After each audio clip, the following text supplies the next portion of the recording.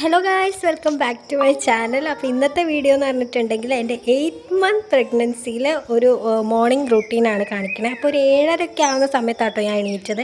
എൻ്റെ പാടെ ബെഡും കാര്യങ്ങളൊക്കെ വിരിച്ചിട്ടിട്ട് ഞാൻ പുറത്തേക്ക് ഇറങ്ങിയിട്ട് കുറച്ച് നേരം പുറത്തുള്ള ആ ഒരു നേച്ചറിൽ ഞാൻ നിൽക്കാറുണ്ട്. എനിക്കിഷ്ടമാണ് അങ്ങനെ ഇരിക്കാൻ. അതിന് ശേഷം ഞാൻ പോയിട്ട് ഫ്രഷ് ആവുകയാണ് ചെയ്യാറ്. അപ്പോൾ ഞാൻ പുറത്തിറങ്ങിയപ്പോൾ തന്നെ പത്രമൊക്കെ വന്ന് കിടക്കേണ്ടായിരുന്നു.